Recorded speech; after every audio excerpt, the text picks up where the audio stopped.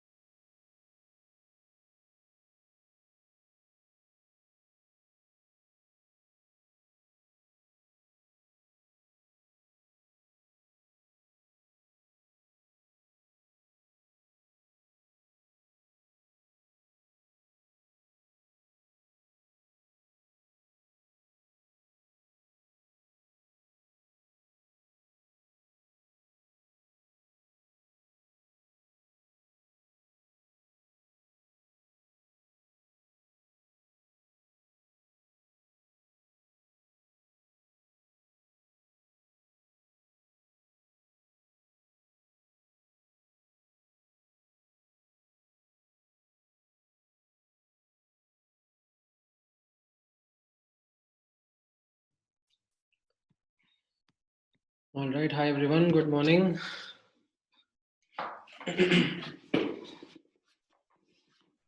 I hope आप लोगों को आज का क्लास का टारगेट क्लियर है. You guys have seen the remaining part of surface chemistry का video lecture and made notes. So we'll go in the similar manner like we did in the last class. I have these notes in front of me. I will go through them and discuss any conceptual doubts that you might have, and then time बचेगा तो we'll also discuss the questions from the booklet as well.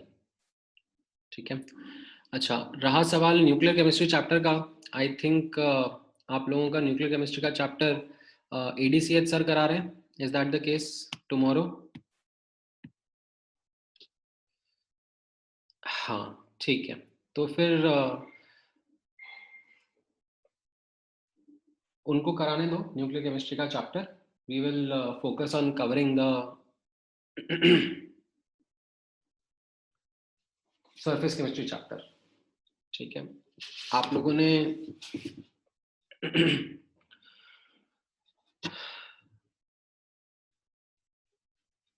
हाँ, ठीक है, that's okay. You would have seen मेरा video lecture तो भी okay है. मतलब ऐसा कुछ कंटेंट तो सेम ही रहने वाला है, थोड़ा बहुत अंतर रहता है. That's okay. All right. So let's begin our today's discussion for the second part of surface chemistry chapter focused on colloids. Right. So जैसा हम लोगों ने adsorption वाले पार्ट में देखा था, right? That adsorption was a surface phenomena, and its description, its use, its explanation in the surface chemistry chapter made sense. That okay, we are studying something called as surface chemistry, and in that this phenomena of adsorption, which is a surface phenomena, is important to study and understand.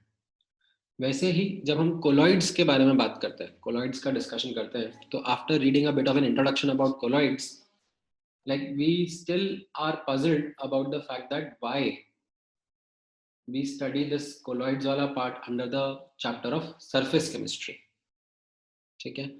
So this becomes an important point to grasp once we begin our discussion of colloids. तो मैं basic introduction देने के बाद में आपको एक बार यहाँ पर समझाऊंगा what is the role of surface in study of colloids. ठीक है. So एक basic introduction पहले develop कर लेते हैं. So based on the size of solute particles, we classify these solutions, these liquid solutions, into three categories: suspension, colloid, and true solution. Right. So it is strictly based upon the size of particles that we do this classification. In this, you can see that suspension and colloidal size particles are large enough to have a surface, whereas the true solutions, they lack surface. Like the example, as you can see, NaCl in water. So the Na plus and Cl minus ions are quite small in size, whereas say colloid का example milk है, या फिर suspension का example sand in water है, right? The particle size is large enough to develop a surface. In terms of the difference between suspension versus colloids and true solutions, we know for a fact that true solution and colloid के particles, they are not settling under the influence of gravity, whereas suspension के particles, they are large enough for gravitational force to act on them, and they eventually settle down given time. So these basic differences are there between suspensions, colloids, and true solution. The most important one is the definition, which is based on the size of the particles. There are other differences also, which I have highlighted over here based on these examples. These are quite simple, obvious examples, and these differences are also quite simple to understand. एक बार आप एक read कर लो. Let me know if you are stuck somewhere. अगर कोई doubt है तो.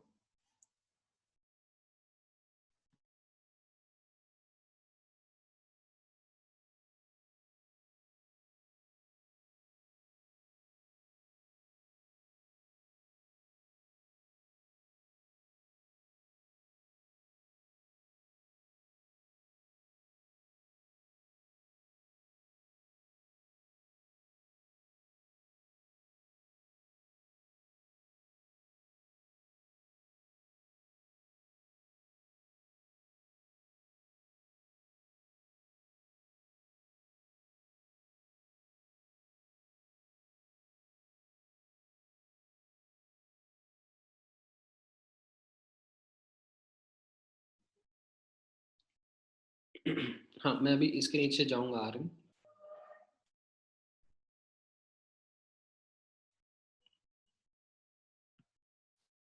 तो ये आपके की डिफरेंसेस थे between suspensions, colloid and true solutions. I think pretty straightforward and obvious to understand है। इसमें नोटिस करना हमारा फोकस colloidal solutions पे रहेगा, एंड उसमें when we talk about the heterogeneous nature, तो यहाँ पर डिटेल्स ऑब्जर्व करना। colloidal solution में we have the solute and solvent, right? The solute is dp and the solvent is called as dm. Like these are two words that are used especially in the context of colloidal solutions. The solute particles are called as dispersed phase, right? And this dispersed phase is the one which is those colloidal sized particles that we are talking about. Whereas dispersion medium is the solvent. Like in this case, say for example, milk tha, to usme water will become that dispersion medium in which these colloidal particles would be present. ठीक है, together dp and dm form the colloidal solution. ठीक है, समझ में आया Aryan? Okay, हाँ, क्या कह रहे हो Sakina? How does diffusion depend on size? So diffusion आप लोगों ने ये पहले भी डिस्कस किया था ना, that the rate of diffusion is inversely proportional to the density, or you can say molecular weight of particles. Gaseous laws जब पढ़े थे तब उसमें इनफैक्ट स्क्वायर रूट भी आया था यहाँ पर, but what we can say is the bulkier the particle, the lesser is its rate of diffusion. ठीक है, all right. So now as a quick discussion about why we are studying colloidal solutions in this surface chemistry chapter, तो इसमें आप notice करना what is the role of surface. ठीक है, तो यहाँ पर ध्यान से ऑब्जर्व करना, the role of surface is very very important because it helps in the stability of colloidal particles. What do I mean by stability of colloidal particles? Because colloidal particles, if unchecked or if disturbed, can become suspensions. Colloidal particles, if made to combine with each other, merge with each other, then they can increase their size into suspension region and then can precipitate. Now, because of the presence of surface, there is this stability that is provided to colloidal solutions. Notice karna kis tarike se. So I will take two examples. Let me elaborate on this example first. So here is an example of an inorganic colloid in front of you, right? ये inorganic colloid कैसे बनाया जा रहा है? आपने Ag plus and I minus ions को mix किया and उससे AgI का precipitate बनता है, ठीक है? But if you employ special methods, ठीक है, like you mix Ag plus ions and I minus ions, and I minus ions को आप excess में ले लो, ठीक है, and if you just let them combine तो precipitate बन जाएगा, suspension बन जाएगा. But if you do rigorous shaking, you provide ultrasonic vibrations, then what you can get is that this AgI breaks into smaller sized particles of colloidal dimensions, and these colloidal dimension particles have adequate surface area over which जो I minus ions थे excess में थे, they can get adsorbed, adsorbed. ठीक है, when AgI aggregates, they have colloidal size, it develops a surface on which this I minus ion can get adsorbed. And this I minus ion, it provides the protective layer. So this charged layer of adsorbed ions acts as protective layers and protects further coagulation. Coagulation मतलब merging. Like एक AgI का particle दूसरा AgI का particle दोनों के ऊपर negatively charge layer है, तो अभी जब पास आएंगे तो एक दूसरे से रिपेल हो जाएंगे, and they will stay in the colloidal dimensions. ठीक है, सो this is made using special ways and special techniques. If it is unchecked, then it will like solidify or I should say precipitate in form of suspensions. ठीक है, so this is the role of surface in case of colloidal particles. that surface जो generate होती है उस पे I minus particles present रहते हैं. ठीक है, now you may ask that मतलब इससे क्या फायदा है. like एक फंडामेंटल क्वेश्चन आ सकता है कि ठीक है ना, AgI का प्रेसिपिटेट बनने दो, ये कोलॉइडल बनाकर क्या उखाड़ लिया, like what is it that became special.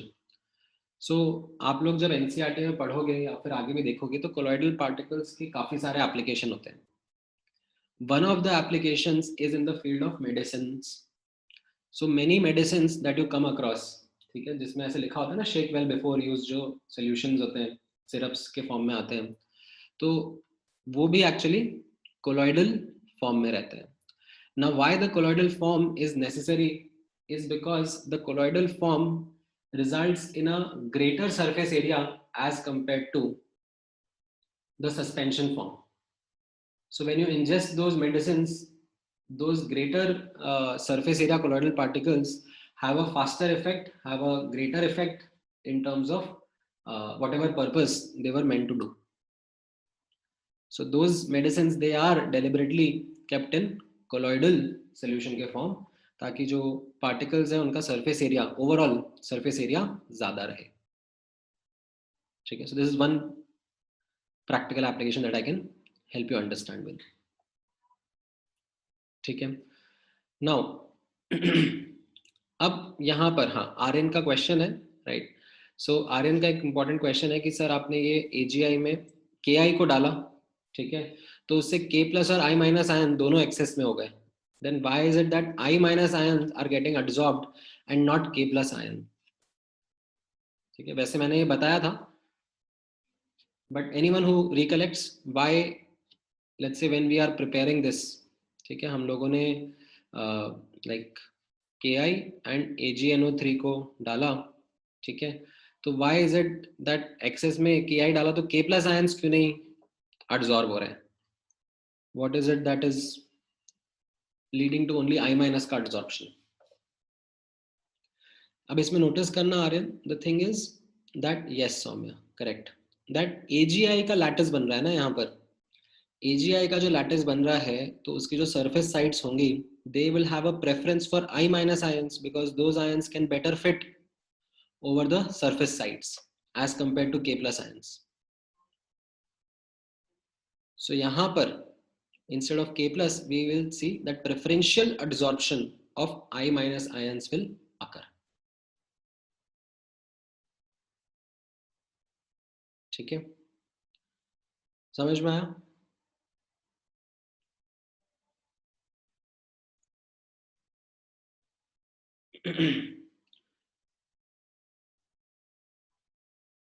हाँ हाँ, okay. So what, okay, your doubt is about the double layer formation, that I minus के ऊपर K प्लस आयंस रहेंगे. तो overall you are saying that why we are talking about this as a negatively charged colloid. आगे आप लोगों ने पढ़ा है दैट इसको नेगेटिवली चार्ज्ड कोलॉइड हम लोग बोलते हैं, राइट. सो अगेन अंडरस्टैंड, ये जो मेरा कोलॉइडल पार्टिकल है इसके ऊपर मेरे I माइनस के आयंस एब्जॉर्ब्ड हैं, तो दे आर स्ट्रांगली बाउंड. जो K प्लस आयन की लेयर, आयंस की लेयर होगी, we call it as diffuse layer, right, because water के करंट्स के साथ like that layer gets disturbed. ठीक है, it is going to be there but it is not a fixed layer, it is a diffuse layer. So जो colloidal particle है वो हमारा negatively charge particle ही रहेगा. मतलब if you apply a potential difference across this solution, ठीक है, positive charge negative charge plate आप लगा दोगे इसमें, तो ये जो कोलॉइडल पार्टिकल था जो कि नेगेटिवली चार्ज है वो पॉजिटिव चार्ज प्लेट की तरफ मूव करने लगेगा. That is why we keep और call it as negatively charge colloid. अभी समझ में आया आर्यन? ठीक है, नाउ क्या कह रहे हो सॉरी? हाँ, अगर इसमें हम लोग Ag प्लस एक्सेस में डाल देंगे, राइट, तो this will be like positively charged colloid. Ag plus ions will get adsorbed on the surface. ये आप लोगों को मैंने समझाया था जब हम लोगों ने चार्ज ऑफ कोलॉइड का डिस्कशन किया था. ठीक है, अच्छा, देन क्या कह रहे हो Saurish? Won't the surface area of individual particles be greater than the surface area of a group of a cluster? हाँ, डेफिनेटली, बट अब समझना ना आप यहाँ पर, the thing is that I have certain salt, ठीक है, which is acting as a medication for me. Now that salt, when I prepare it, right, if I take it in a like precipitate manner, मान लो AgI ही मुझे ingest करना है, ठीक है. अब अगर मैं इसका, क्योंकि ये अंदर जाके सॉल्युबल तो होगा नहीं बॉडी के अंदर, ठीक है, तो इसका जो, अगर मैं लार्जर चंक इंजेस्ट करूंगा, राइट, तो उसका सरफेस एरिया कम होगा, ठीक है. बट अगर इसके कोलॉइडल साइज के पार्टिकल्स रहेंगे which I ingest, then it can be useful, ठीक है. It will have a greater surface area, right? It is this colloidal particle which is my medication, ठीक है. इंडिविजुअल आयंस का नहीं कह रहा हूं मैं, ठीक है. हो सकता है ना किसी सिचुएशन में like the individual ions are not helpful, it is the combined particle which makes an impact.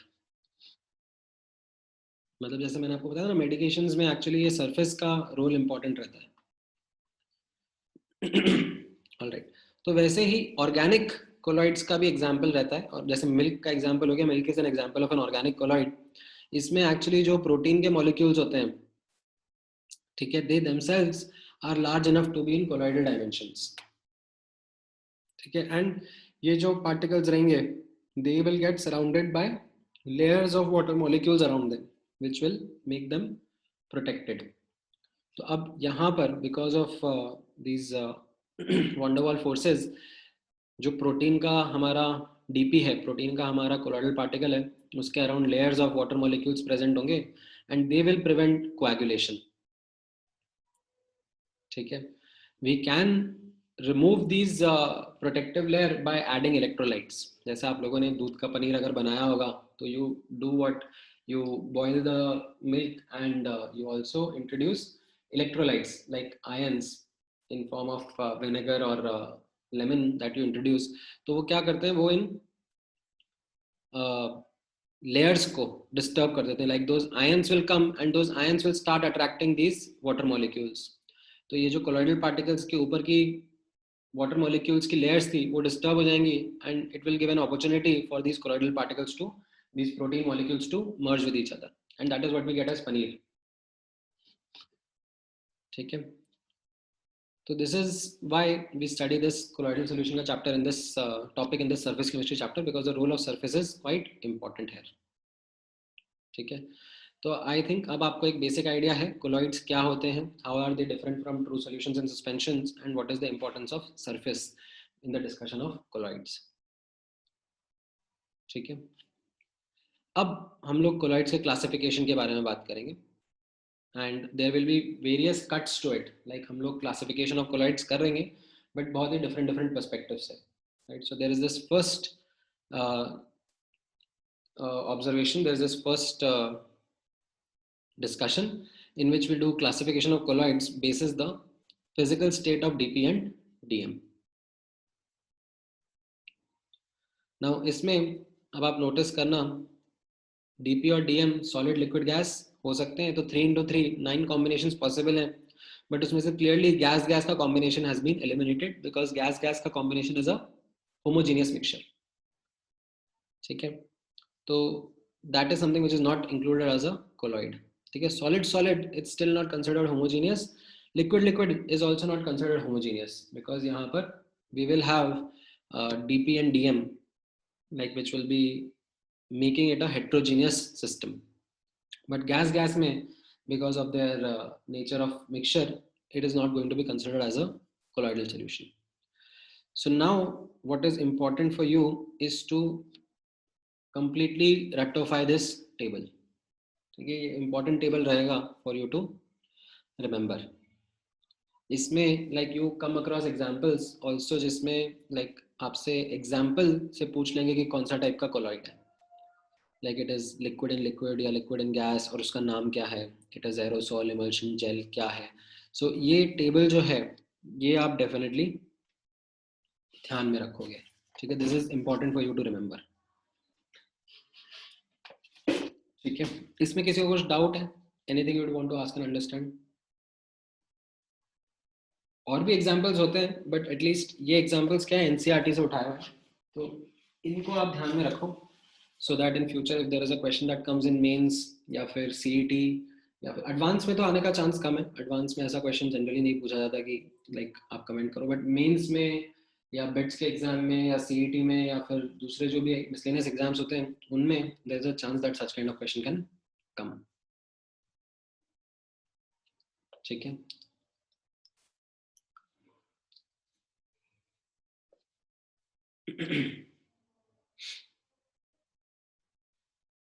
हाँ, तो ऑलराइट, लाइक जैसे फॉर एग्जांपल किसी का डाउट आया, किसका डाउट है? सौरीश का, that how is boot polish या how is butter like an example of liquid and solid, right?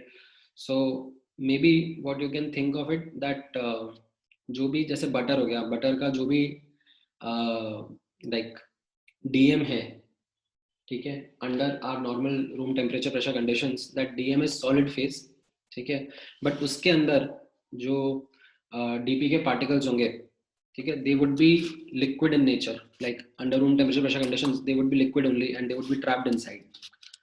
So let me see if I can find some image to help you understand how is butter this kind of colloid.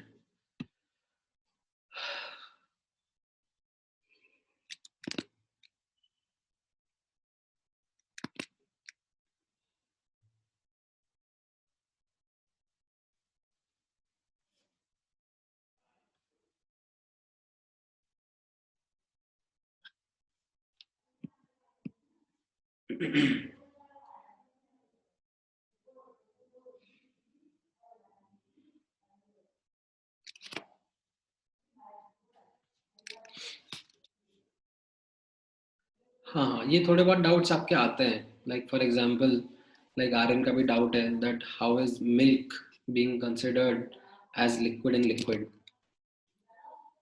Right? So इसमें अब क्या करना पड़ता है, like you will have to go into the details of each of these colloids, that what is the DP and what is the DM, right? So butter colloid dp and dm, if I try to figure out that what is exactly inside butter, then maybe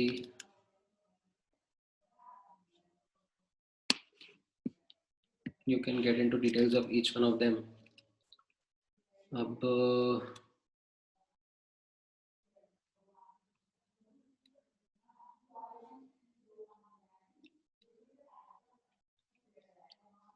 क्या रहेगा button के अंदर, थोड़ा ढूंढना पड़ेगा यार, मतलब आप लोग भी थोड़ा गूगल करो, मुझसे क्यों करवा रहे हो इतना?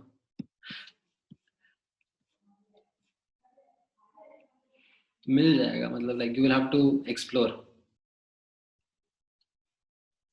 ऑनेस्टली मैंने भी इतना घुस घुस के डिटेल्स नहीं देखी है।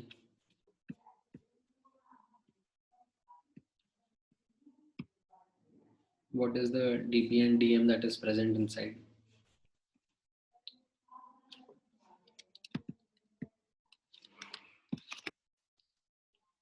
ठीक है, let it be, आप लोग एक्सप्लोर करना, कुछ इंटरेस्टिंग मिले तो मुझे ही बताना।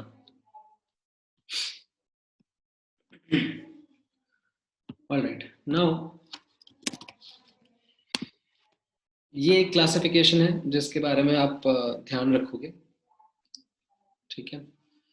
देन देर इज हाँ, इस पे क्वेश्चंस का भी मैंने एक आइडिया दिया आपको, like why do we have to remember this, because में क्वेश्चन अदर वे अराउंड भी पूछ ले जाते हैं that fog is which type of colloidal system, right? So fog के बारे में हमको पता होना चाहिए, it's an liquid aerosol, liquid and gas का एग्जांपल है वो। नाउ नोटिस करना अब इस चैप्टर में लाइक ये different different types of colloids के ऊपर हमारा फोकस नहीं रहेगा, ठीक है? Our major focus will be solid and liquid, ठीक है? जो मैंने हाईलाइट करा है यहाँ पर, this is what will be the key focus in this chapter. इसमें आगे जो डिफरेंट एग्जांपल्स, डिफरेंट कॉन्सेप्ट्स हम लोग डिस्कस करेंगे वो प्राइमरीली ये solid and liquid type of colloids के ऊपर ही करेंगे, that will be the key focus, ठीक है?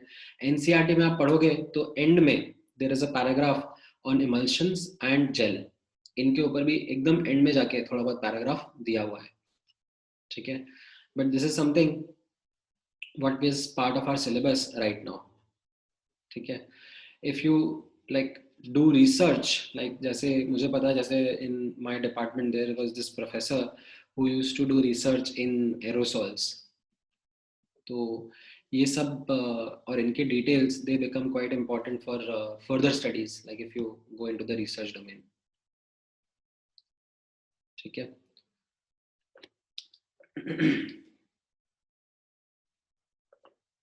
हाँ,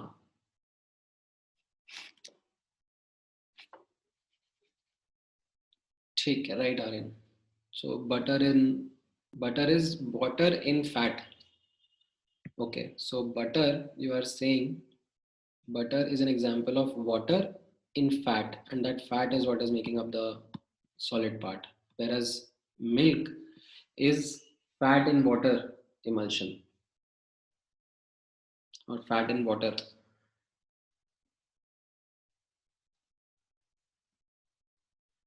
Okay, ठीक है. Now, again, as I was saying, yes, that solid and liquid वाले colloids का हम लोग major discussion करेंगे, and mostly on colloids में if nothing is mentioned, nothing is said, तो अपना जो solvent होगा, जो dispersion medium होगा, वो water रहेगा, ठीक है. If water की जगह there are other solvents that are used like alcohol and benzene, then the special name given to those colloidal salts are alcosols or benzosols. Otherwise, primarily we'll be focusing on aquasols only, where water is the dispersion medium, ठीक है. Now, अब यहाँ पर focus करना, classification of colloids based on interaction between DP and TM.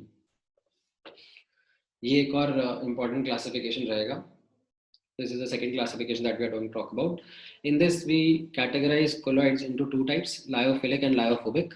Right? As the name is clear to you, lyo means solvent, and phobic and philic means hating and loving. So you have generally the inorganic colloids. इसमें जो DP रहता है, it does not have any affinity for the solvent or the dispersion medium. Right? AgI would want to just precipitate and not mix with water. ठीक है.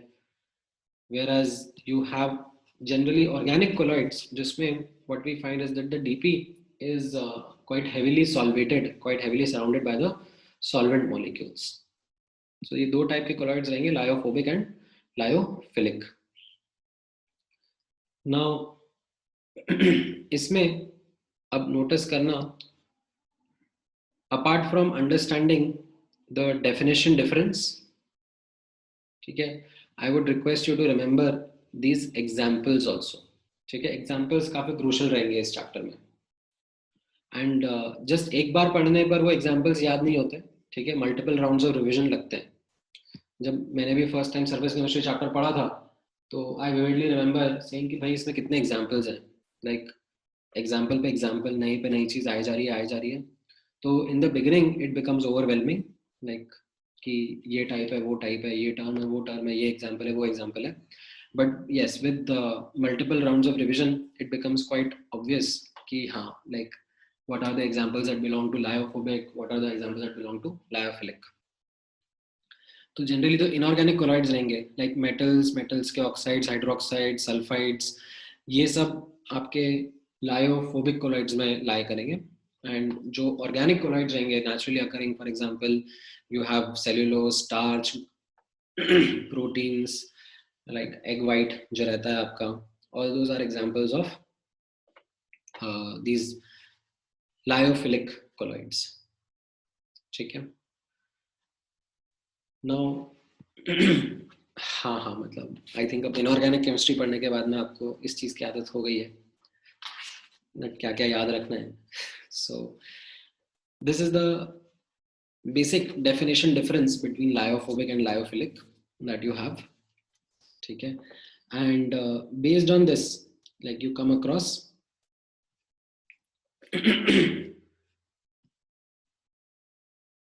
other set of differences which are there between lyophobic and lyophilic colloids. तो ये differences मैं एक बार quickly, आप लोगों ने वैसे वीडियो लेक्चर्स में देखे होंगे ही सही, बट मैं एक बार समराइज करके आपके सामने यहाँ पे शो कर देता हूँ.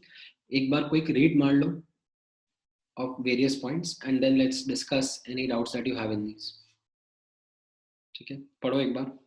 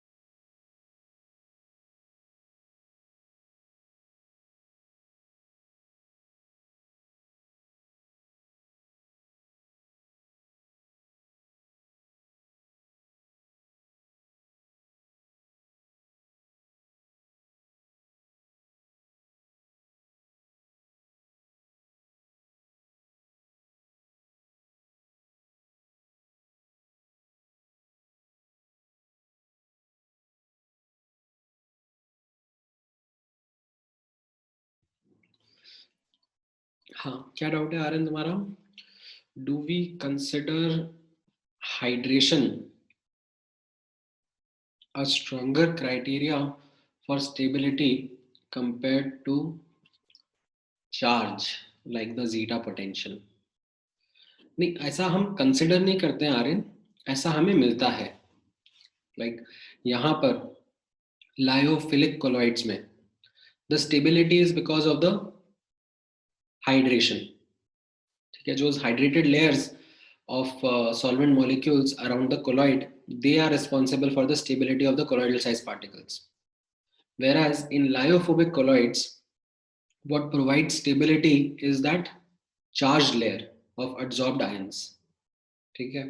Now the thing is, what we find is कि अगर हम लोग lyophobic colloids में इलेक्ट्रोलाइट डालेंगे तो वो भी कोएगुलेट कर जाएंगे, लायोफिलिक में भी इलेक्ट्रोलाइट डालेंगे तो भी वो कोएगुलेट कर जाएंगे. बट जनरली लायोफिलिक में ज्यादा अमाउंट में इलेक्ट्रोलाइट्स डालने पड़ते हैं so as to cause that coagulation, whereas a small quantity of electrolytes is sufficient for coagulating lyophobic colloids. So that way we can understand that the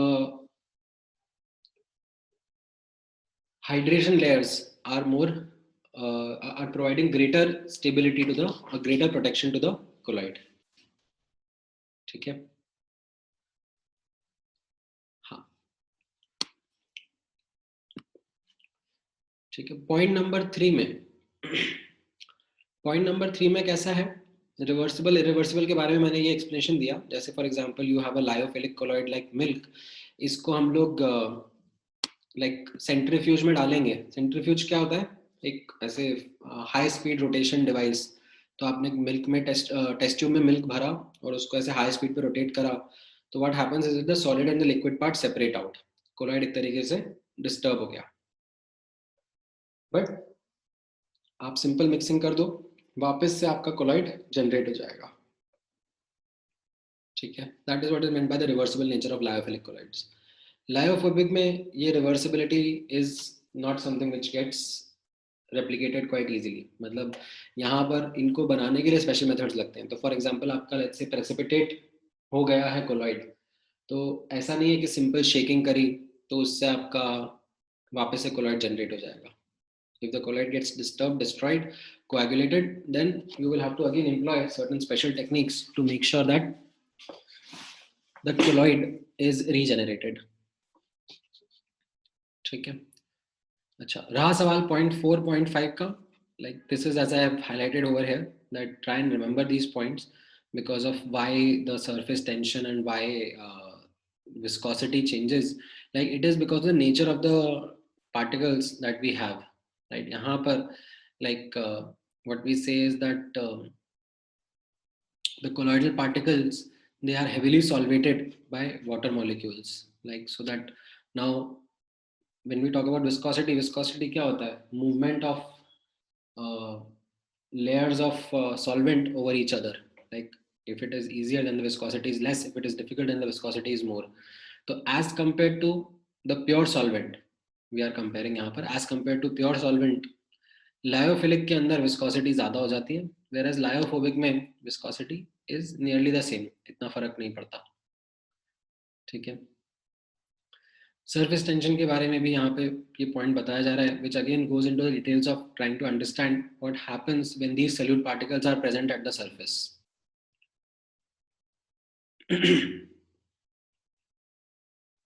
So ये दोनों point again I would recommend कि आप ध्यान में ही रख लो.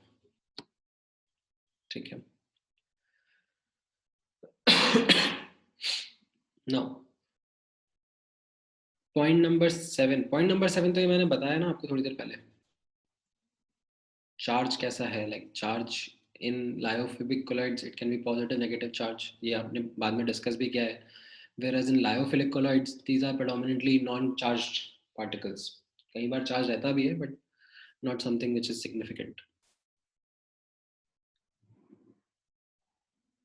ठीक है. बाकी टिंडल इफेक्ट वाले पॉइंट्स जो हैं ये तो मैंने बाद में कवर करे हैं in the this thing properties of colloids, तो मैं आऊँगा वहाँ पर. ठीक है. बट हाँ, ये मेरा आपका 0.4.5 का यही रिक्वेस्ट रहेगा कि इनको ध्यान में ही रख लो. Like to get into the details of it, like these are properties which are actually studied. मतलब सरफेस टेंशन, विस्कोसिटी, ये सब प्रॉपर्टीज एक्चुअली स्टडी करी जाती हैं एंड इनके फैक्टर्स अंडरलाइंग समझे जाते हैं. But because we are not going into the details of them, तो let it be at this level only. Definitely we would have an explanation for this, but not important right now. ठीक है. All right. तो ये आपके lyophobic lyophilic colloids के बीच के important differences हैं. Do remember the examples. All right. So ये एक क्लासिफिकेशन था. Then there is another classification of colloids that we do basis the charge. So typically ये जो लायोफोबिक colloids हैं, इनके बारे में आप बोलते हैं that the dp is charged. It can be either positive or negatively charged. So how we discuss and understand those charges, तो यहाँ पर नोटिस करा एक जनरल ऑब्जर्वेशन कैसा है, that when the colloidal particles are formed and the kind of ion that is kept in excess, that gets absorbed over the surface of colloidal particles, giving that colloidal particle a charge. So if you have AgNO3 and Ki being mixed, in which AgNO3 is kept in excess, then Ag plus ion gets absorbed on the AgI colloidal particles, making it a positively charged one. And similarly, if you have Ki in excess, then the I minus, the common ion which is there with the solution, that common ion gets absorbed on the surface, giving it a negatively charged colloid particles. So ये आपका एक basic difference रहेगा between positively and negatively charged colloid particles, and इनके भी examples are extremely crucial for you to remember. ठीक है. ये आप ध्यान से याद रखना. मतलब there is nothing like कि like I give you a colloid and I will ask you to predict कि ये पॉजिटिव होगा कि नेगेटिव होगा, आप कुछ लॉजिक के बेसिस पे प्रेडिक्ट कर पाओ. ठीक है. until and unless like such detailed information is given कि ये कोलॉइड ऐसे बनाया जा रहा है एंड ये सर्टेन आयंस को एक्सेस में रखा जा रहा है, then you can take a fair bit of a guess कि हाँ मतलब ये पॉजिटिव कोलॉइड बनेगा या नेगेटिव कोलॉइड बनेगा, depending upon the kind of ions that are kept in excess which are in common with the DP. आप फिर भी ये गेस वर्क कर सकते हो. बट अगर रैंडमली आपको कुछ पूछा जाएगा लाइक फलाना फलाना सब्सटेंस का कोलॉइड पॉजिटिव होगा कि नेगेटिव होगा, तो वो डिफिकल्ट होगा टू प्रेडिक्ट. तो उसमें to work with this you will need to remember these set of examples.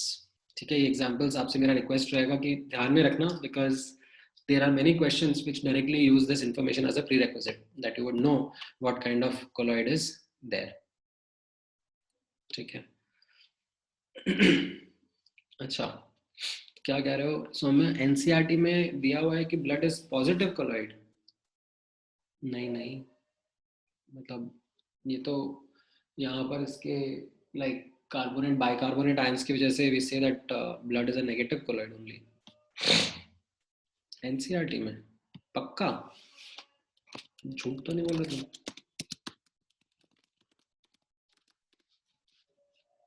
कहाँ पे लिखा हुआ है बताओ जरा एक बार, मैं भी देख लेता हूँ. तो तुम क्या बताओगे? मैं ये ब्लड नहीं है, वो हेमोग्लोबिन के लिए लिखा हुआ है. उसके ऊपर आयरन के आयंस रहते हैं ना.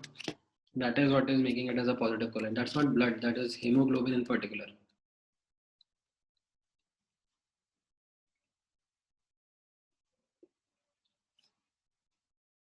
ठीक है सौम्य.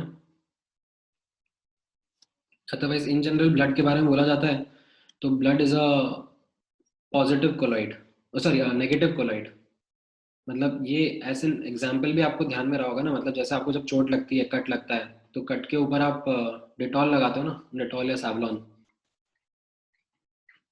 तो ये क्या होता है, इनके अंदर डिटॉल या सैवलॉन के अंदर टिपिकली ये फेरिक आयंस होते हैं, Fe3+ आयंस होते हैं. तो ये Fe3+ आयंस जो रहते हैं, they coagulate negative colloid of blood. तो उससे आपका फिर ब्लड का क्लॉटिंग होता है. It prevents the flow of blood. ठीक है.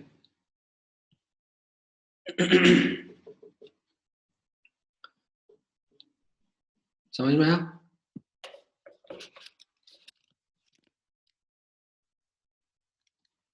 ऑलराइट. ये आप examples of positive and negative colloid ध्यान में रखना. ठीक है. Generally metal oxides and hydroxides they form positive colloids, and metal sulfides they generally form negative colloids. ठीक है. यहाँ पर ये SnO2 का ऐसा एग्जांपल लिया है. SnO2 कैसा है? एम्फोटेरिक होता है. तो उसके लिए एक स्पेशल एग्जांपल यहाँ पे हाईलाइट करा है कि positive medium, sorry acidic medium में रहता है तो ये पॉजिटिवली चार्ज कोलॉइड बनाता है. नेगेटिव मीडियम या अल्कलाइन मीडियम में रहता है तो नेगेटिवली चार्ज कोलॉइड बनाता है. ठीक है. ये एग्जांपल्स ध्यान में रखना of positive and negatively charged colloids. All right. Then you have another classification which is based on the type of DP, type of dispersion or dispersed phase that you have. तो यहाँ पर notice करना, we have first multimolecular colloid. What is meant by multimolecular colloids? That जो colloidal particle बन रहा है, that is made up of small atoms or molecules which together come and aggregate to form colloidal size dimension. जैसे gold का colloid है या फिर sulphur का कोलॉइड है, तो उसमें क्या होगा, जो इंडिविजुअल एटम्स होंगे या इंडिविजुअल मॉलिक्यूल्स होंगे वो तो बहुत छोटे रहेंगे. They will not be of colloidal dimensions, but they will come together and aggregate and form that colloidal size particle. So this is called as a multimolecular colloid. Then there is macromolecular colloid. Macromolecular colloid में what we say is that the individual particle, say of some protein or some polythene or cellulose, these particles themselves are large enough to be in colloidal dimensions. तो इनको macromolecular colloid कहते हैं. ठीक है. Then यहाँ पे आप notice करना, there is this third category called as associated colloids. ये associated colloids को हम लोग माइसेल्स भी कहते हैं. ठीक है. मिसेली या micelle, I think micelle is the correct pronunciation. So ये माइसेल्स जो रहते हैं, इनका बिहेवियर कैसा रहता है वो आप ऑब्जर्व करना. That there are certain substances which at low concentration behave as normal strong electrolytes. Certain substances, for example ये सोप या डिटर्जेंट्स के अंदर जो हायर फैटी एसिड्स के सॉल्ट्स रहते हैं, ठीक है, such as this example of sodium stearate. ठीक है. These, they are at low concentration they behave like strong electrolytes, but at high concentration they show colloidal behavior, and they show this colloidal behavior by forming aggregates that we call as micelles. ना वो कैसे होता है, उसके लिए एक बार आप इन particles का स्ट्रक्चर समझना. जैसे ये जो salts of higher fatty acids, इनमें कैसा रहता है, दे हैव दीज अनायंस. ठीक है, कटायन भी हो सकते हैं, ये अनायन का एग्जांपल है यहाँ पर, which is a large hydrocarbon with a, what we say is a hydrophobic tail, right? Water does not like this, or this does not like water, and there is a end part of this molecule or this ion which is a hydrophilic part, which is this carboxylic acid ka group, carboxylate ion you can say, which is hydrophobic in nature. तो जब इसको small quantities में, ठीक है, notice करना, इसको जब हम स्मॉल क्वांटिटीज में पानी में डालते हैं तो ये स्ट्रॉन्ग इलेक्ट्रोलाइट की तरह बिहेव करेगा. जो कटायन अनायन है वो कम्प्लीटली अलग अलग हो जाएंगे. जो कटायंस है, ये जो Na+ आयंस है, वो पानी में लाइक होमोजीनियसली सॉल्वेटेड हो जाएंगे, अंदर घूमते रहेंगे. अब ये जो अनायन है, इसमें कैसा है, ये अनायन का जैसे मैंने बताया आपको, एक बल्की पार्ट है which is hydrophobic in nature, and there is this head which is hydrophilic in nature. तो what happens is that they tend to float on the surface such that जो हाइड्रोफिलिक पार्ट है वो तो पानी के अंदर है, बट जो हाइड्रोफोबिक वाला पार्ट है वो पानी के बाहर रहे. ठीक है. सो ये एक जनरल ऑब्जर्वेशन रहती है in what we say this thing, क्या बोलते हैं, sodium stearate kind of ions. ठीक है. एंड इन फैक्ट इससे related, let me see, question मेरे दिमाग में आया था, एक मिनट देना मुझे, if I can find those that question somewhere.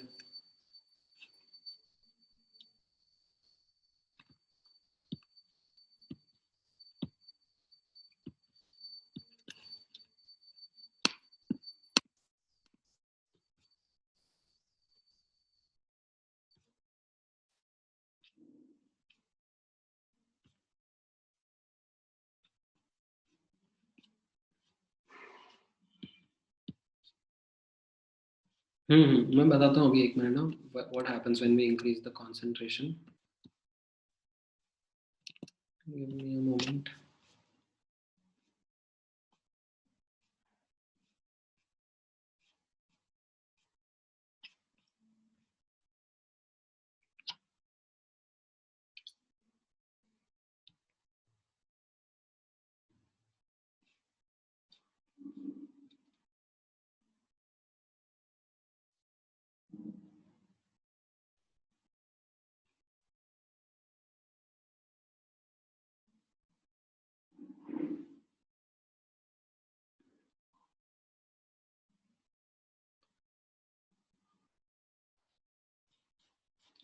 ठीक है, एक्चुअली मैं देख के बताता हूँ रुको. एनीवेज, थोड़ी देर में बताता हूँ, रुको एक मिनट. हाँ, I will just come to that. Now इसी के अंदर, ठीक है, इसी इलेक्ट्रोलाइट और सॉरी इसी सोल्यूशन के अंदर अगर हम कंसंट्रेशन इंक्रीज कर देते हैं, if we increase the concentration, ये RCO माइनस आयंस हम लोग और डाल देते हैं, तो what happens is that these RCOO minus ions, these ions of these large fatty acids, they aggregate in a special manner to form micelles. What is that special manner? यहाँ पर notice करना, इनका जो ये हाइड्रोफोबिक वाला part है, ये आपस में एक दूसरे के साथ में इंटरेक्ट करने लगता है, and they kind of hate water. तो ये वाटर को एक्सक्लूड करके आपस में एक दूसरे के साथ में ऐसे नॉन पोलर पार्ट्स इंटरेक्ट करने लगते हैं, and they keep their hydrophilic heads outwards so that these hydrophilic heads can interact well with the water molecules, and this becomes a particle of colloidal dimensions. This is what we call as micelle or associated colloid. ठीक है. The anions are pulled into the bulk of the solution and aggregate to form spherical shape with the hydrocarbon chains pointing towards the center of the sphere, with CO minus part, the hydrophilic heads, remaining outwards and interacting with water molecules. So this is something which we observe when we increase the concentration of these salts of fatty acids like soap या detergent के, ठीक है? And this is of colloidal dimensions. Like this is what is called as a micelle or an associated colloid. ठीक है? अब notice करना यहाँ पर, like what is important to understand is that this happens upon increase in concentration, like going from a normal strong electrolyte to this micelle formation that happens over and above a particular concentration called as CMC, critical micelle concentration.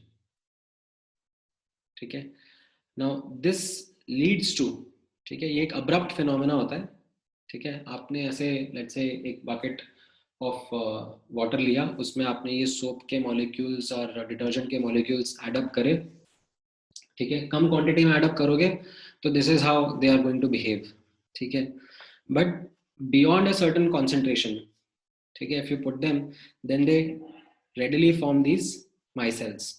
So that concentration is something which can be experimentally also found out through abrupt changes in properties shown by the solution. Right? जैसे आप लोगों ने different properties of solution पढ़ी हैं, like osmotic pressure, conductivity, molar conductivity, surface tension, turbidity, ये सब different properties आप लोगों ने पढ़ी हैं. तो उसमें कैसा रहता है that when we change the concentration of solute, there is a change in the property. But what happens is that at CMC, when this micelle formation happens, ये सब properties में abrupt changes आ जाते हैं. जैसे आप notice करना osmotic pressure के बारे में, osmotic pressure आपने पढ़ा था, it is equal to CRT. ठीक है? अब pi is equal to CRT में आप कैसा है, आपने solute डालते जा रहे हो, concentration बढ़ाते जा रहे हो, आपका osmotic pressure बढ़ता जा रहा है. ठीक है? But beyond CMC, what happens is micelles का formation हो जाएगा. तो आप concentration बढ़ा भी रहे हो, ठीक है, आप substance डाल भी रहे हो, solute डाल भी रहे हो, but वो क्या है, अलग से नहीं present रह रहा है, it is just merging with the micelles, it is merging to form those micelles, and osmotic pressure, जो number of solute particles है वो stagnate हो गया, आपका osmotic pressure भी stagnate हो जाता है. ठीक है?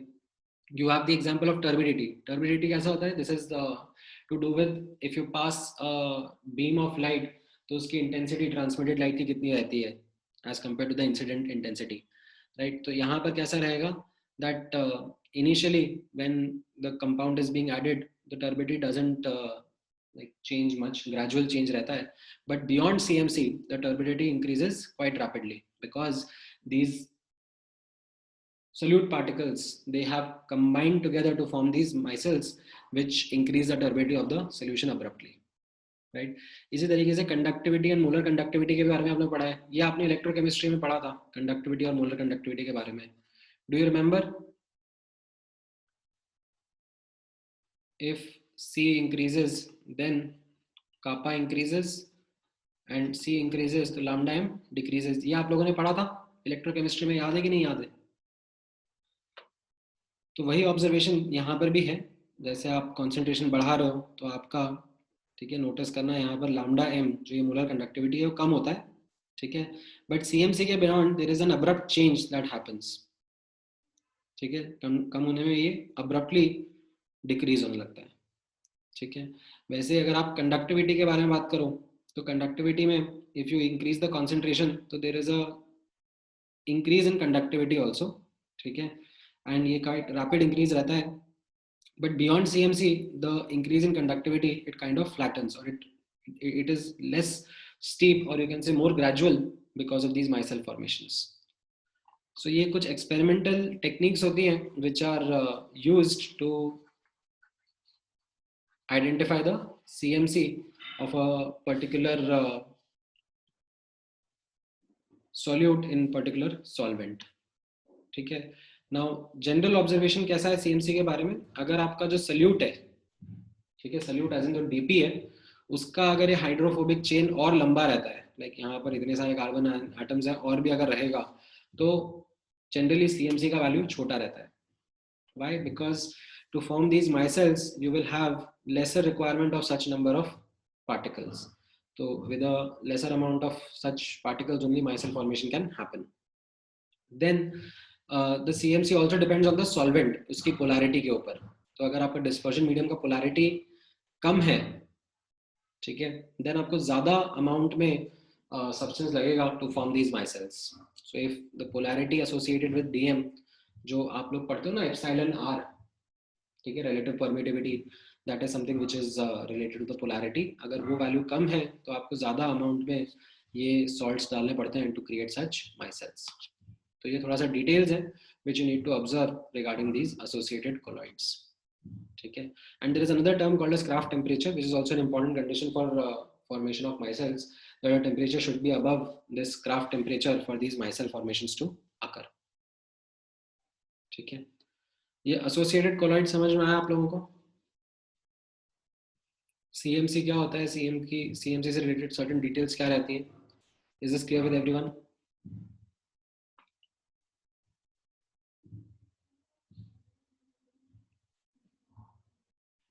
All right. Now, तो ये हमारा क्लासिफिकेशन ऑफ कोलाइड्स हो गए. ठीक है, जो डिफरेंट कट्स थे हम लोगों ने देखे. अब हम प्रॉपर्टीज की तरफ मूव करते हैं. ठीक है, क्या क्या क्लासिफिकेशन हम लोगों ने देखे.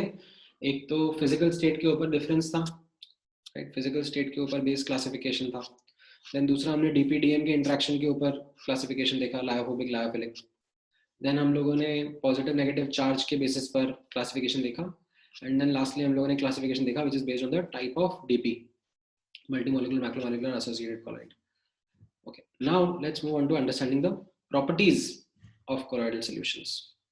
ठीक है, तो यहाँ पे properties of colloidal solution में basic properties तो आपको आइडिया है ही सही, that ये heterogeneous character रहता है. DP and DM are of different phase. ठीक है, they are considered to be two phases, continuous phase and discontinuous phase. Then filterability, generally ordinary filter paper से filterability कम रहती है. स्पेशल membranes यूज करने पड़ते हैं to filter out the these colloidal particles. Then colligative properties के बारे में notice करना. If we have two solutions, एक colloidal solution है और एक true solution है, and दोनों में same quantity of solute डाला था, ठीक है, एक में colloidal solution बन गया और एक में true solution ही है, तो of course the true solution will have higher colligative properties, because colloidal solution में क्या हो जाएगा, तो colligative properties will become very small because the particles would have undergone association, right? जो I का value है वो 1 से काफी कम हो जाएगा, number of solute particles would have decreased. So like because of this, what we say is that the colligative properties in colloidal solutions are observed, but to a very small extent. ठीक है. Now optical properties के ऊपर focus करते हैं colloids की. So optical properties में there are these two properties which is Tyndall effect and colour. ठीक है, इन दोनों के बारे में बात करूंगा मैं. नाउ ये Tyndall effect is an important property of colloidal particles which makes these colloidal particles visible under microscopes. So ये कैसा रहता है? Basically the phenomena of scattering of light from the colloidal particles is what is called as Tyndall effect. So in order to explain this Tyndall effect, you have these two examples in front of you, right? So you have say a true solution and a colloidal solution, and you pass a beam of light through them. What will happen is that in true solution we will not see the beam of light, whereas in colloidal solution we can see the path that is traced by the beam of light. ठीक है, and why it happens so? यहाँ पर notice करना, this is what is called as Tyndall effect. Why it happens so? In true solutions the particle size is very small and is not able to interact with the light rays. जो particle का size है वो इतना छोटा है that they are not able to interact with the radiation or the visible rays or the light beam that is passing through. But in case of colloidal solutions, the particle का size is large enough to scatter, to interact with that light. So यहाँ से light आ रही है, colloidal particles are large enough to interact with those radiations and scatter them. And this is the scattered light that we see, which is what the path of the light that we see is being traced. right? And that is the scattered light which helps us to see the colloidal particles also under a microscope. Okay. Now, apart from this, like there is certain detail also related with Tyndall effect to highlight the fact that Tyndall effect is quite prominent in lyophobic colloids but quite weak in lyophilic colloids. So Tyndall effect में एक तो ये size का matter important है, like particle का size is crucial for Tyndall effect to happen. Apart from this, there is one more condition, that is the difference between the refractive index of dp and dm. Like if the refractive index between difference between dp and dm is significant, like it is in case of lyophobic colloids, then the Tyndall effect is quite well defined. But if the refractive index between dp and dm is like quite less, they have similar refractive index, then ये Tyndall effect काफी weak रहता है. तो जैसे milk and all का Tyndall effect will be quite weak, whereas something of like inorganic colloids, इनमें Tyndall effect काफी prominent visible रहता है. ठीक है. So this is something which is an important optical property of colloidal solutions. हाँ, fog में, dust में, like इनमें भी आपका like Tyndall effect काफी prominent रहता है. Another important property is of these colloidal solutions is of color, right? And इसमें अब आप एक बार ये read करो, ठीक है? And to help you visualize this, I have put in this image also here, and understand how color of a colloidal solution depends on the size of particles.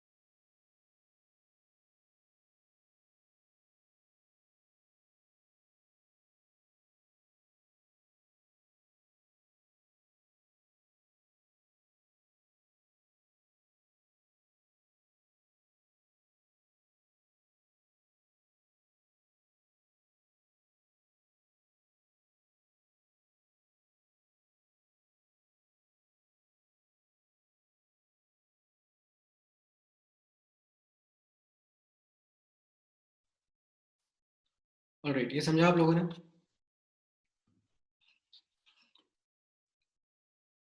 Right, तो ये एग्जांपल जरूर ध्यान में रखना, specially gold sol का. Finest gold sols are red in colour, and as the size of the particle increases the colour changes.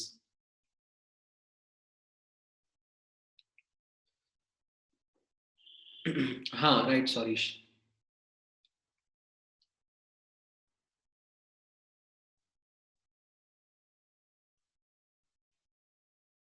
Correct.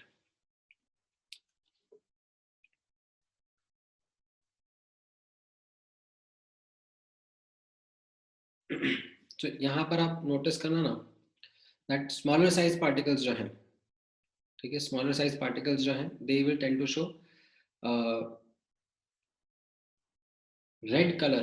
They would want to scatter the red light more, which is of a, in fact, higher wavelength, as compared to the blue, which is of lesser wavelength. Right.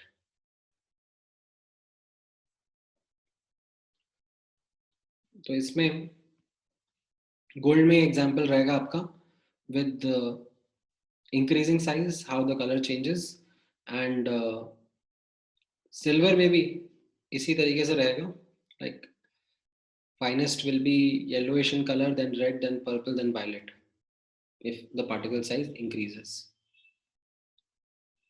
ठीक है. In fact colour का एक और point रहता है which is actually dependent upon the kind of light that you see. Transmitted light या फिर the scattered light, the refracted light, तो उस पर भी कलर का डिपेंडेंस आ जाता है. बट ठीक है, that is going into even more details. ये आप एग्जांपल डेफिनेटली ध्यान में रखो. ठीक है. देन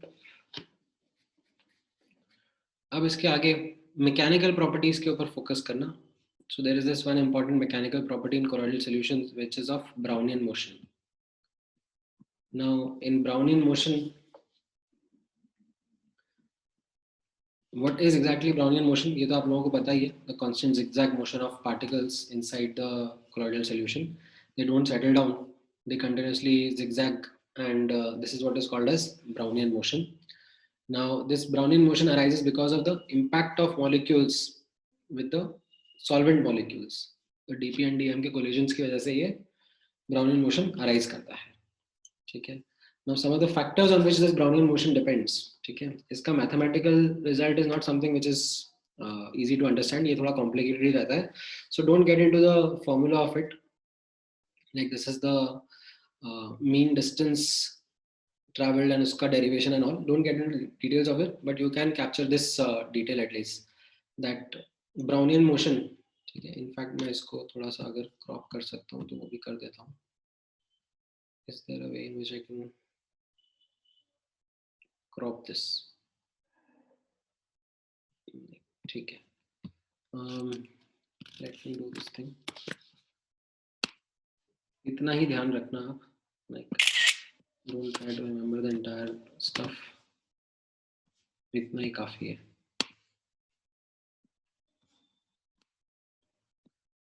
That Brownian motion, अगर टेम्परेचर बढ़ता है तो Brownian motion बढ़ जाएगा. What do I mean by Brownian motion? This average distance that is traveled by particle, that increases, and if particle का size increases, then the Brownian motion decreases, and if the viscosity of the medium increases, then also the Brownian motion decreases. ठीक है. In fact, this Brownian motion was instrumental in validating Boltzmann constant, or you can also say Avogadro's number. So Avogadro's number निकालने के बहुत सारे experimental तरीके हैं. उसमें से one of the ways was based on Brownian motion calculation. इससे Einstein ने बैक कैलकुलेट करके एवोगैड्रोस नंबर वैलिडेट करा था. So as a property of colloid, ये एक बेसिक आइडिया आपको ध्यान में रहना चाहिए अबाउट ब्राउनियन मोशन. ठीक है. तो ये इसका मैकेनिकल प्रॉपर्टी है जो आप ध्यान में रखोगे. Then there is an electrical property. ठीक है. So electrical property is primarily associated with colloidal particles which are charged, either positive और negative charged.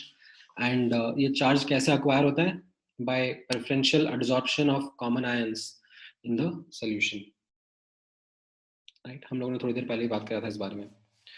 Now to get into the details of this electrical property, यहाँ पर notice करना that colloidal particle has a layer of adsorbed ions over it, which also attracts a layer of oppositely charged ions around it, forming an electrical double layer. The first layer is although fixed, the second layer is diffused. Okay, the first layer is called fixed for a reason because these ions are adsorbed on the surface of the colloid, but the second layer is called as diffuse layer because it can get readily disturbed by movement of the colloidal particles. Now the potential difference which is generated between these two layers is something which is important and is something which is called as zeta potential or electrokinetic potential. ये जो double layers है, Helmholtz electrical double layer बोलते हैं हम इसको. इस electric double layer के बीच में जो पोटेंशियल डिफरेंस जनरेट होता है, if that is higher, then we say that the stability of the colloid is higher. ठीक है. If this potential is weaker, then we say that the stability of colloid is lesser. Like what is the stability in the context of? The stability is in the context of coagulation. ठीक है. How readily a colloidal solution can get coagulated. So if the zeta potential is greater, then the colloidal is relatively more stable. ठीक है. ये electrical property समझ में आई? All right. ठीक है, ये तो थोड़े बहुत क्वेश्चंस थे. Then we come across this important property of coagulation or flocculation of colloids. Right, so we have been talking about this phenomena of coagulation. इसके साथ में वर्ड flocculation भी यूज किया जाता है, तो I will quickly reiterate the difference between the two. Now what this coagulation is that यहाँ पर आप नोटिस करना, ये important statement रहेगा to read first, that when we talk about colloidal solutions, ठीक है, तो small amounts of electrolytes is necessary for stability of colloids. जैसे फॉर एग्जांपल आपको गोल्ड का कोलॉइड बनाना है, ठीक है, तो गोल्ड का कोलॉइड बनाने के लिए आप लोगों ने देखा होगा in the video lectures we had spoken about this method called as Burdick arc method, right? तो वो मेथड से we are able to create small particles of gold, but those particles can coagulate with each other. In order to prevent that coagulation, what we add is small amount में traces में we add electrolytes like NaCl या KCl हम लोग add कर देते हैं. तो उससे क्या होता है, जो Cl माइनस आयन्स होते हैं वो उन कोलॉइडल पार्टिकल्स की सरफेस पर जाकर absorb हो जाते हैं and they prevent further coagulation. तो small amount में electrolytes are important, are necessary for the stability of colloids. But अगर हम ज़्यादा amount में electrolytes डाल दें तो they can do harm. They can actually disturb the charge layer. जो opposite ions आ जाएंगे वो इस charge layer को disturb कर सकते हैं, and then they can result in precipitation, they can result in coagulation, they can result in merging of these colloidal particles. ठीक है. Now यहाँ पर हाँ क्या डाउट है सौरेश तुम्हारा? Because like charges repel, that is why electrolyte will prevent coagulation. हाँ, तो जैसे गोल्ड का पार्टिकल और गोल्ड का पार्टिकल आया, उनके ऊपर दोनों के ऊपर नेगेटिवली चार्ज लेयर फॉर्म हो रखी है, तो ये रिपेल करेंगे एक दूसरे को, and as a result they will not coagulate. But अगर इसमें मैं एक्सेस अमाउंट में कोई और इलेक्ट्रोलाइट डाल दूंगा तो जो उसके कटायंस हैं they will interfere with this protective layer. ठीक है, they can take away these ions and then these colloidal particles can merge with each other and form larger suspension sized particles. ठीक है, ये समझ में आया? So this process of aggregation of colloidal particles into insoluble precipitate is what is called as coagulation. Now इसका quick difference समझ लेना flocculation के साथ में. Flocculation is something जहां पर हमने कम quantity में electrolytes डाले हैं and this can be reversed. The precipitation that has happened, that can be reversed by shaking. ठीक है, but that is what is called as flocculation. But coagulation में what we say is that we have added high concentration of electrolytes which have like coagulated the entire colloid, and this now cannot be simply reversed by shaking. ठीक है, this will be difficult to reverse. That is a small difference between flocculation and coagulation, but हम लोग काफी interchangeably use करते हैं इन terms को. ठीक है, अब ये कोएगुलेशन कैसे करा जाता है, इसके मल्टीपल तरीके हैं. सबसे सिंपल तरीका तो कैसा है, इलेक्ट्रोलाइट्स ऐड करके. ठीक है, बट उसके अलावा भी 2-3 तरीके हैं जो मैं हाईलाइट करना चाहूंगा. ठीक है, तो एक तरीका तो है इलेक्ट्रोफोरेसिस का. ठीक है, ये इलेक्ट्रोफोरेसिस का तरीका मैंने बताया भी इसलिए ताकि आपको एक ये वर्ड इलेक्ट्रोफोरेसिस भी समझ में आ जाए. ठीक है, कुछ खास नहीं है, it is quite obvious, quite simple only, just एक फैंसी सा वर्ड है इलेक्ट्रोफोरेसिस. सिंपल सा एस्पेक्ट क्या है इसमें, you take the colloidal solution in a tube, ठीक है, एंड उसके दो एंड्स के across you apply potential difference. तो what will happen, the charged colloidal particles will start moving towards the opposite charged plate. This is what is called as electrophoresis. The movement of colloidal particles under an applied electric field is what is called as electrophoresis, which is like something which is basic कि ऐसा तो होगा ही सही. ठीक है, तो अगर आपका यहाँ पे let's say negatively charged colloid है तो those particles will start traveling towards the positive charged plate. ठीक है, and once they reach that positively charged plate they will lose their charge and then they start coagulating. ठीक है, the charge is removed and the particles come near to each other and then they coagulate and eventually then settle down under the effect of gravity. ठीक है, इसी के साथ में एक और टर्म लाइक यूज किया जाता है which is called as electroosmosis, right? तो उसमें क्या करते हैं, like what they do is that they put the colloidal solution into a membrane, into a bag. जिसका membrane is something which cannot allow the colloidal particles to escape. ठीक है, and what happens is that then the dispersion medium के particles, they start to move under the effect of that electric field. So this is something which is called as the phenomena of electroosmosis. ठीक है, ये purification के time पे काम आता है. ठीक है, नाउ ये तो एक बेसिक तरीका हो गया इलेक्ट्रोफोरेसिस. एक और तरीका कैसा रहेगा, which is in fact a more important one, which is addition of electrolytes.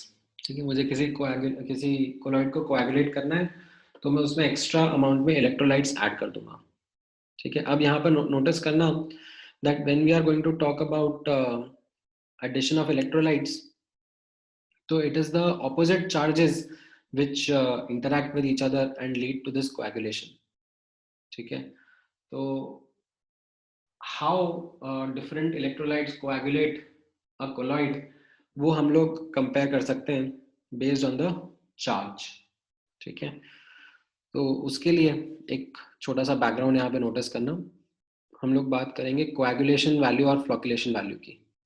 So what is this coagulation value और flocculation value of an electrolyte? So आपके पास 1 लीटर कोलॉइड है, इसमें कितना मिलीमोल्स इलेक्ट्रोलाइट आप डालो, ठीक है, मिनिमम कितने मिलीमोल्स ऑफ इलेक्ट्रोलाइट आप डालो पर litre of this colloidal solution such that the coagulation happens. That is called as the coagulation value of the electrolyte. तो अगर आपका पावरफुल इलेक्ट्रोलाइट है which is a good coagulating agent, तो आपको कम amount में इलेक्ट्रोलाइट लगेगा. So you can see that coagulating power is inversely proportional to coagulation value. Like come amount में coagulation हो रहा है, कम अमाउंट में ये इलेक्ट्रोलाइट लग रहा है, तो that means उस इलेक्ट्रोलाइट का coagulating power is greater. ठीक है, अब यहाँ पे नोटिस करना ये जो कोएगुलेटिंग पावर रहती है ये प्राइमरीली डिपेंड करती है ऑन द चार्ज. ठीक है, strong electrolyte and weak electrolyte में ऑफ कोर्स स्ट्रॉन्ग इलेक्ट्रोलाइट की ज्यादा रहेगी because they will have the greater number of ions, but amongst strong electrolyte what matters is charge. This is what is captured under this rule called as Hardy Schulze rule. So let's say you have a positive colloid. ठीक है, इसको आपको neutralise करना है और इसमें आप neutralise क्या बोल रहा हूँ, इसको आपको कोएगुलेट करना है पॉजिटिव कोलॉइड को, तो इसमें आपने लेट्स से ये इलेक्ट्रोलाइट्स ऐड करें.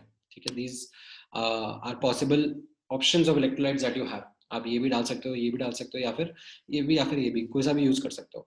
ठीक है, अब इसमें से कौन सा इलेक्ट्रोलाइट का कोएगुलेटिंग पावर ज्यादा रहेगा, उसके लिए what we do is we observe the charge.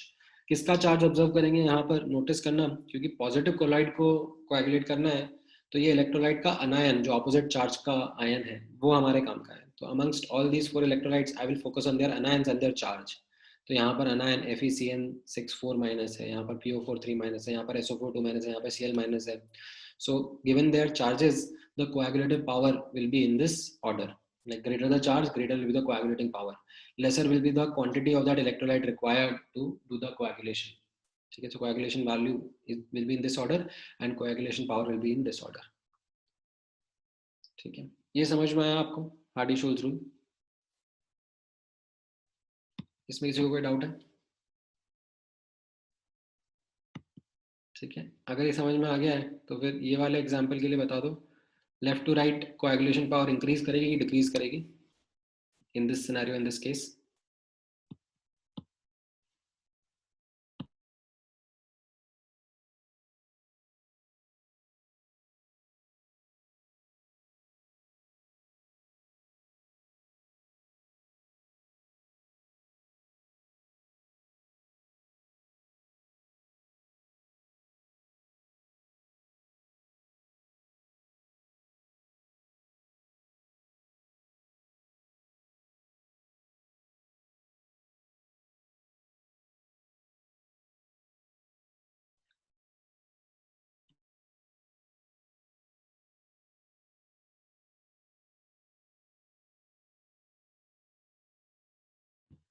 हाँ, right Rohan, right Anmol, right Saurish, हाँ correct Sakina, left to right.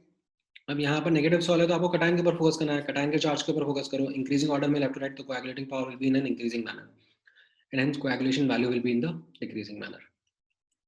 ठीक है, तो ये आपको समझ में आएगा। नाउ अब इसी के ऊपर समटाइम्स जब क्वेश्चंस आते हैं तो कुछ अगर अच्छे क्वेश्चंस होते हैं तो उसमें तो एक्चुअली आपको इन्फॉर्मेशन मिल जाती है कि पॉजिटिव कोलॉइड है, नेगेटिव कोलॉइड है, एंड अकॉर्डिंगली आप इलेक्ट्रोलाइट्स के कटायन या आनायन के ऊपर फोकस कर सकते हो। Sometimes you come across questions in which you do not know that what is the nature of the colloid going to be, तो एक्चुअली आपको ये एग्जांपल्स ध्यान में रखने पड़ते हैं। जैसे फॉर एग्जांपल ये वाला क्वेश्चन है 47th वाला या 57th वाला या फिर 62nd वाला, इसमें कैसा बोला जा रहा है, इतना सिंपल सा क्वेश्चन है कि ये कोलॉइड है और इनके लिए कौन सा इलेक्ट्रोलाइट अच्छा रहेगा। ठीक है, अब the fact that you should remember that ferric hydroxide was a positive colloid, gold colloid was negative, arsenic sulfide was negative, so accordingly you will focus on the respective ion that would be there, and then based on the charge of that ion you will comment whether it will be an effective colloid or effective coagulating agent or not. That's why I asked you to remember the examples of positive and negatively charged colloids. ठीक है, ये समझ में आया? All right, then there comes this something called as gold number. ठीक है, तो इस गोल्ड नंबर के बारे में भी हम लोग समझते हैं। This gold number is something which is defined for lyophilic colloids. ठीक है, ये जो कोएगुलेशन वैल्यू, कोएगुलेटिंग पावर, ये किसके लिए डिफाइन होता था? ये इलेक्ट्रोलाइट्स के लिए डिफाइन होता था। ठीक है, ये जो गोल्ड नंबर है ये किसके लिए डिफाइन हो रहा है? लायोफिलिक कोलॉइड्स के लिए। क्यों डिफाइन हो रहा है उसके पीछे की बैकग्राउंड स्टोरी समझना। The background story something in this manner that lyophobic colloids, ठीक है, lyophobic colloids typically for example से गोल्ड सॉल्ट, ठीक है, this is something which can be readily precipitated by adding small amount of electrolytes. Now we can prevent this gold salt का coagulation by adding pre-mixing certain lyophilic colloids. कैसे?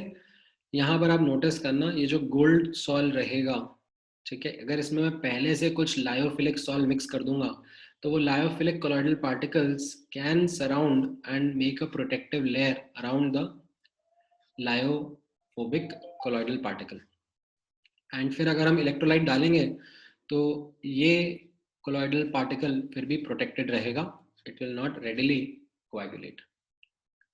ठीक है, तो कितना amount of lyophilic colloid डालने पर ये protection रहेगा उसका डेफिनेशन हम लोग समझेंगे, which will give us the answer to gold number. ठीक है, तो उस डेफिनेशन को समझने के लिए सेटअप समझना। ठीक है, सेटअप कुछ ऐसा है, हम लोग स्टार्ट करेंगे स्टैंडर्ड गोल्ड सॉल्ट से। ठीक है, this is our lyophobic colloid जिसको हमें प्रोटेक्ट करना है। ठीक है, ये स्टैंडर्ड गोल्ड सॉल्ट है, 10 ml का लेंगे। ठीक है, और ये लाल कलर का होता है, स्टैंडर्ड स्टेट में फाइनेस्ट होता है, ये लाल कलर का रहेगा। ठीक है, अब अगर इसमें मैं इलेक्ट्रोलाइट डाल दूंगा, कितना इलेक्ट्रोलाइट डाल दूंगा? 1 ml 10% NaCl solution डाल दूंगा। If I add this much NaCl, then what it will do is it will coagulate my gold salt. It will coagulate my gold salt, and my gold salt will change its color from red to blue. ठीक है, this is what is going to happen. But I can prevent this from happening if I pre-mix some lyophilic, oh my god, यहाँ पे lyophilic क्यों लिखा है? If I pre-mix some lyophilic colloid, if I pre-mix some lyophilic colloid, then this color change can be prevented. So कितना amount में यहाँ पर notice करना, the minimum milligrams of lyophilic colloid added to this 10 ml standard gold salt lyophobic colloid to prevent the color change upon addition of 1 ml of 10% NaCl solution from red to blue is what is called as the gold number of the lyophilic colloid. ठीक है, अब आपको ये definition थोड़ा और easily समझ में आएगी। The number of milligrams of lyophilic colloid that will just prevent the precipitation, that is the color change from red to blue, of 10 ml of gold sol on addition of 1 ml of 10% NaCl solution is known as the gold number of that protector or that lyophilic colloid. समझ में आया gold number का definition हो?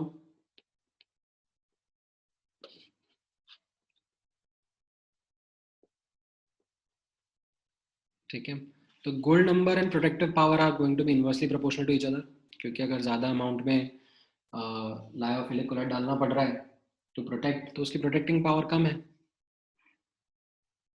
ठीक है, तो ये concept समझ में आया आपको गोल्ड नंबर का, this protective power of lyophilic colloid. ठीक है, ऑलराइट. ठीक है, बेसिक है ये भी, मतलब लाइक इसमें जस्ट ये क्वांटिटीज का ध्यान रखना पड़ता है. लाइक सिंपल क्वेश्चंस तो ये आपके सामने है, like you can look at these simple questions that gold number gives the amount of gold present in colloid, the amount of gold required to break the colloid, the amount of gold required to protect the colloid. ये सब है ही नहीं. Like what is gold number? It is the amount of lyophilic colloid required to protect lyophobic colloids. ठीक है, तो ये terms का ध्यान रखना. मतलब I have seen students like talking about Brownian motion and relating it to brown color also. So please like don't give such embarrassing answers. थोड़ा सा पढ़ लेना. Gelatin is an example of, अब आपको पता होना चाहिए gelatin is an example of lyophilic colloid. तो ये किसको प्रोटेक्ट करेगा? Lyophobic colloids को. ये तीनों क्या हैं? Lyophobic colloids हैं. तो आपको ये examples ध्यान में रहेंगे ना, तो you will sail through this chapter much easily. ठीक है, तो ये एग्जाम्पल्स की प्रैक्टिस थोड़े रिविजन्स के बाद ही आती है, फर्स्ट गो में इतना आसान नहीं रहता. ठीक है, फर्स्ट गो में you kind of feel like अरे लाइक बहुत सारे एग्जाम्पल्स हैं, लाइक कैसे याद करेंगे, क्या होगा. ठीक है, ऑलराइट. देन ये वाला भी आसान है, ये वाला भी आसान है. ये वाला क्वेश्चन देखो, इस वाले क्वेश्चन में कैसा था 88th वाले में.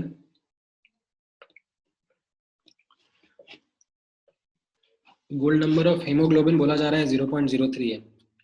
अब अगर मैंने 100 ml गोल्ड सॉल लिया एंड उसमें 10 ml 10% NaCl सोल्यूशन डाल रहा हूँ, तो कितना हेमोग्लोबिन लगेगा ताकि कोएगुलेशन नहीं हो. ठीक है, तो as per the definition of gold number, अगर 10 ml गोल्ड सॉल होता और 1 ml NaCl डाल रहे होते तो 0.03 मिलीग्राम्स ऑफ गोल्ड हेमोग्लोबिन लगता. But यहाँ पर because everything is multiplied by 10, so I will also multiply the gold number by 10 to get the quantity of hemoglobin that is required to prevent coagulation. समझ में आया? Just scale up कर दिया.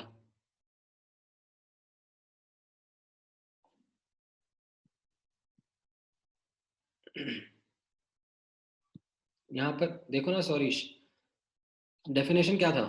ये definition था gold number का कि 10 ml gold solution को 1 ml NaCl सोल्यूशन डालते हैं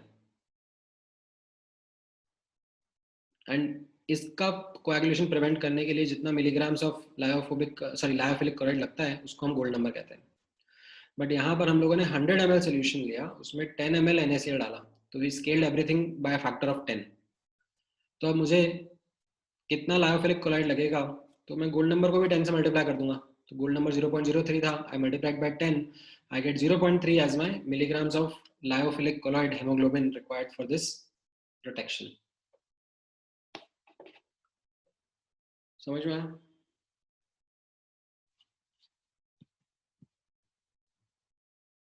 हाँ, ठीक है. Then there are these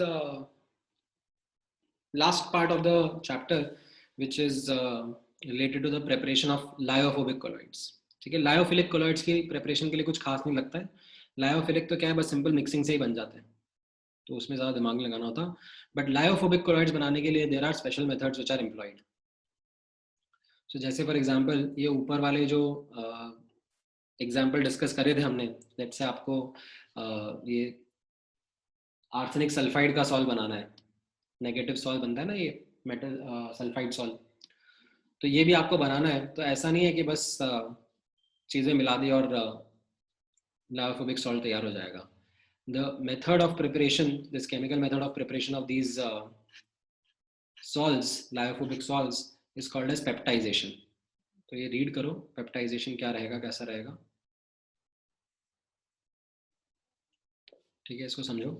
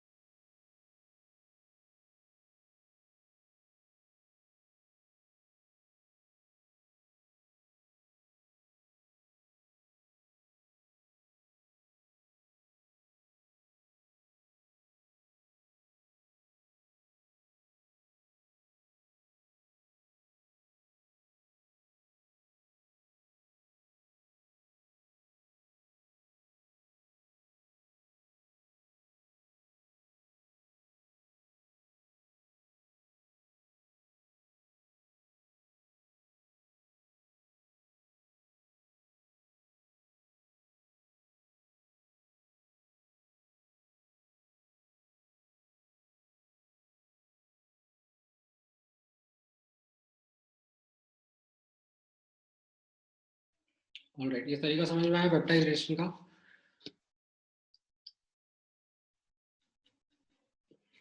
ठीक है, प्रेसिपिटेट से कैसे कोलॉइड तैयार किया जाता है. So this was a chemical method. Then there are certain other methods also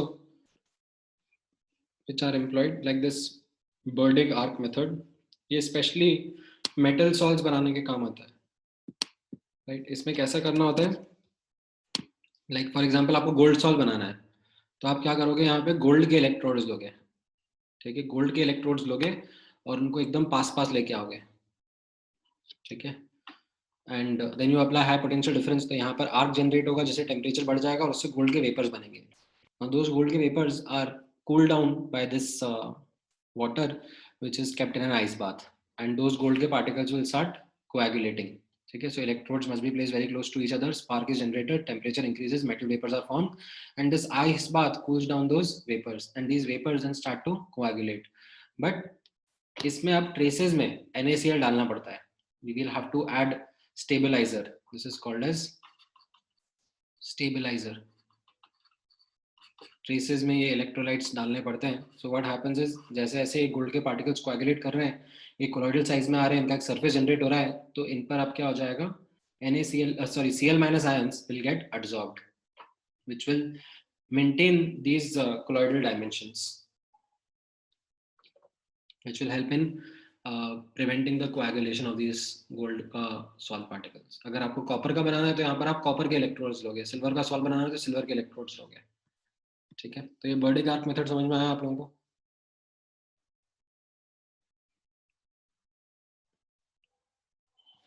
हाँ, क्या कह रही हो सकीना, Cl minus ions, हाँ, they would be present in the solution only ना.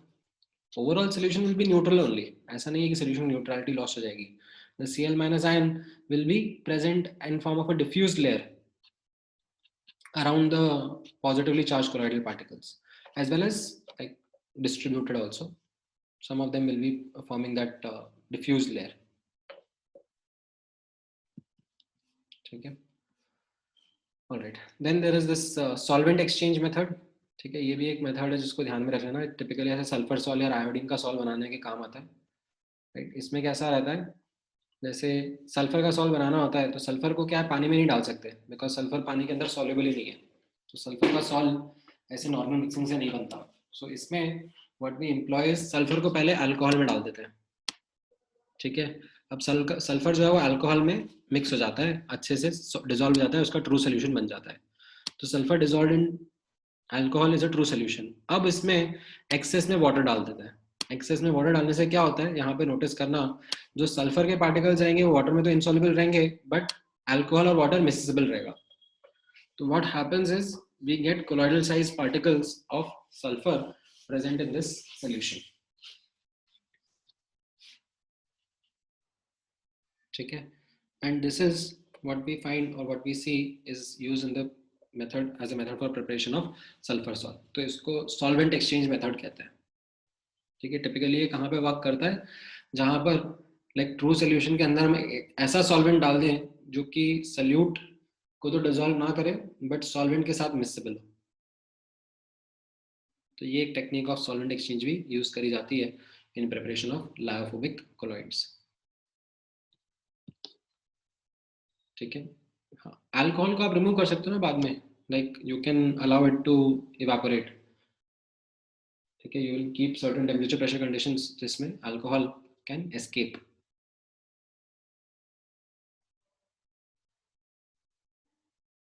ठीक है. हाँ, सल्फर नहीं प्रेसिपिटेट करा ना. अब अगेन इसमें like we will have to add traces of electrolytes to stabilize those colloidal particles.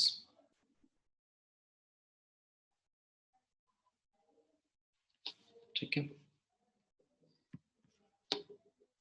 All right. Then जब ये कोलॉइड्स बना लेते हैं, ठीक है, तो उनका प्योरिफिकेशन भी करना पड़ता है, because when we make these colloids we also introduce unwanted substances also. ठीक है. जनरली जैसा आपने यहाँ पर ये कोलॉइड्स देखे, ठीक है, कोई केमिकल मेथड से कोलॉइड प्रिपेयर करे गए, तो इसमें कोलॉइड के साथ साथ और भी आयंस प्रेजेंट होंगे सोल्यूशन के अंदर. ठीक है. And we typically do not want those ions and we want to remove those ions, so you apply purification techniques also to these colloidal solutions. One of those techniques is what is called as electrodialysis. क्या है ये electrodialysis? बहुत simple सी technique है. आपने जो colloidal solution prepare किया है उसको आप एक बैग में भरो, और वो बैग जो होगा उसकी मेम्ब्रेन जो होगी वो स्पेशल मेम्ब्रेन होगी. ऐसी मेम्ब्रेन होगी जिसके through small ions and water molecules can diffuse. ठीक है, but the colloidal particles can't. ठीक है, so the molecules and ions can diffuse through the membrane but not the colloidal solution. The colloidal particles stay inside only. So धीरे धीरे अब इसमें से ये ions और water molecules seep out हो सकते हैं. ठीक है. And in order to increase the rate of this dialysis, increase the rate of this purification, ये water को running रखते हैं ताकि running water ये ions को remove करता जाए. And even external potential difference भी apply करते हैं ताकि ions are rapidly removed. ठीक है. This method is called as electrodialysis. ठीक है. So यही है, मतलब the background is जैसा मैंने आपको बताया, colloidal solutions when prepared generally contain excessive amount of electrolytes and other soluble impurities. While presence of traces of electrolytes is essential for the stability of colloidal solution, larger quantities of electrolyte can coagulate it. It is therefore necessary to reduce the concentration of these soluble impurities to a requisite minimum. And this process of reducing the impurities to the requisite minimum is called as purification of colloidal salt. And this is one technique, electrodialysis. ठीक है, काफी simple safe technique है. Alright. Then there are these applications of colloids. ये NCERT में है, वहीं से मैंने ये उठाई हुई है. तो please read NCERT also which talk about these applications of colloid, like why the color of sky is blue because of scattering of light which is done by these colloidal particles. Then sunset के time पे sun becomes red, like it changes its color to orange and red. तो वैसा क्यों होता है, वो भी एक कोलॉइड्स की वजह से ही होता है. So all these are important applications. Like ये ब्लड वाला मैंने आपको एग्जांपल बताया कि blood is a negative salt. तो अगर हम लोग कोई सेप्टिक सोल्यूशन लगाते हैं लाइक सैवलॉन, तो उसमें क्या है, एलएम और फेरिक क्लोराइड के solutions they help in coagulating that blood. तो ये सब एप्लीकेशंस एक बार ढंग से देख लेना. ठीक है, colloids around us and their applications. तो ये थोड़े से like again as I said mains या सीईटी लेवल पे क्वेश्चंस अगर पूछे जा सकते हैं इनमें से, तो आपको ध्यान रहना चाहिए. ठीक है. देन मेडिसिन एंड ऑल में भी इसका काफी एप्लीकेशन रहता है. ठीक है, ये समझ में आया आपको? All right, so we did not get time to discuss the doubts. I'm sure आप लोगों ने बुकलेट के क्वेश्चंस अटेंड करे होंगे तो आपको कुछ डाउट्स होंगे. अब we have an opportunity on Friday to discuss those doubts, so please bring your doubts from the booklet. Adsorption वाले पार्ट के भी as well as surface chemistry वाला जो ये colloid वाला पार्ट है उसका भी डाउट्स लेके आ जाओ. नेक्स्ट क्लास में हम लोग वो सब डाउट्स डिस्कस करके इस चैप्टर को क्लोज कर लेते हैं. ठीक है. हाँ हाँ, मतलब इसमें एक छोटा सा पार्ट और है, मतलब लाइक वो ये लाइक एप्लीकेशंस के साथ साथ ये लाइक ये स्मोक प्रेसिपिटेटर या फिर action cleaning action of soaps या इमल्शंस का ये थोड़ा सा पार्ट है, एक जेल का पार्ट है. जेल वाला तो मैंने इसमें डाला नहीं है, बट ये सिंपल रीड्स है, these are all readings from NCERT only, ठीक है, otherwise this chapter is done, ठीक है।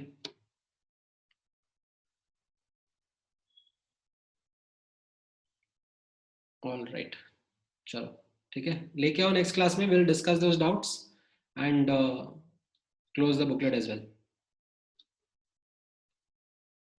Alright then. और कोई डाउट है, something you would want to ask and understand, let me no.